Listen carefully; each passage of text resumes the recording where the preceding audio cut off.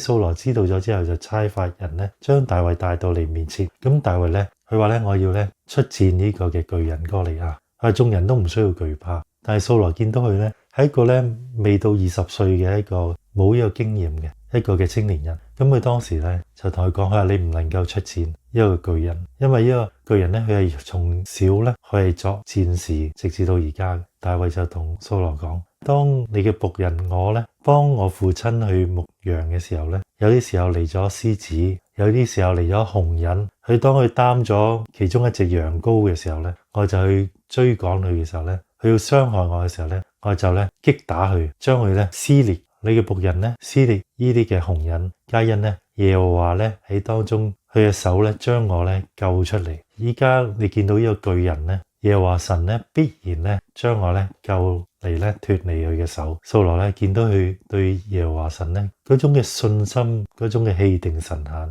佢就感受得到。佢咧就話好，你可以去，耶和華咧必然嘅與你同在。咁當時咧就將自己嗰個嘅盔甲、頭盔、嗰把刀幫咧大衛咧着上身。咁當時咧大衛咧着咗上身之後咧試下喐動嘅時候咧，結果佢行走唔到。佢話呢啲唔係我着開，佢就除咗落嚟。咁佢除咗落嚟之後咧就冇着任何嘅軍裝，手裏邊咧攞住一支杖，就係牧羊人嘅啲杖。去到咧揀咗咧幾粒嘅光滑嘅石頭，甩石嗰啲武器，佢就咧迎戰。嗰個巨人哥利亞見到大衛咁年少紅光滿面，就睇唔起大衛。佢話你攞支杖出嚟，佢話你難道當我係狗嗎？佢話咧我必將你咧嘅屍首今日咧去餵呢啲嘅野獸。大衛咧就同呢個嘅哥利亞講，佢話你嚟咧攻打我咧係靠呢啲嘅武器，我嚟攻打你咧係靠咧萬軍耶和華神嘅名啊，耶和華神嘅名去攻打你。我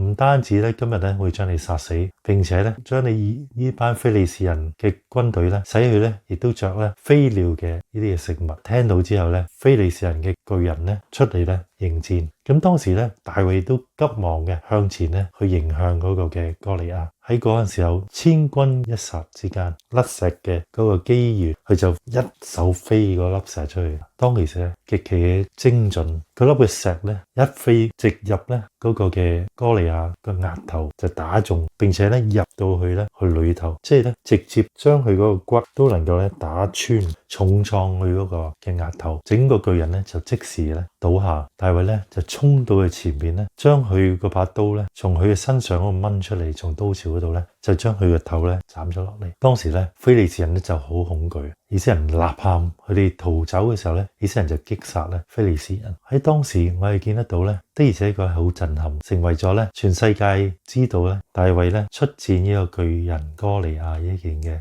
千古頌讚嘅一件嘅事情。耶和華神咧點樣嘅喺當中讓大衛咧戰勝呢個巨人。大衛所以佢話咧，耶和華使人得勝唔係在乎咧呢啲刀呢啲槍，使所有嘅人知道耶和華咧使人得勝，靠耶和華自己嘅性命同耶和華自己。所以當佢講完一番說話，跟住佢出戰呢個巨人嘅時候，耶和華自己咧喺當中嗰個同在，佢個美名咧喺當中就傳遍咗以色列。所以我哋當作神嘅僕人嘅時候，如果你係擔任呢啲嘅國家嘅軍事上嘅領袖，或者你係軍人為國為公義去爭戰嘅時間，你依靠萬軍嘅耶和華神，神必然嘅讓你有呢個大大嘅得勝。所以讓我哋明白神自己的確佢會興起遵行佢心意嘅人。無論今日我哋做乜嘢嘅事，只要我哋知道我哋係為神去做嘅時候，我哋要一心遵行佢旨意，嗰個人咧就係大衛。願神咧賜福俾我哋。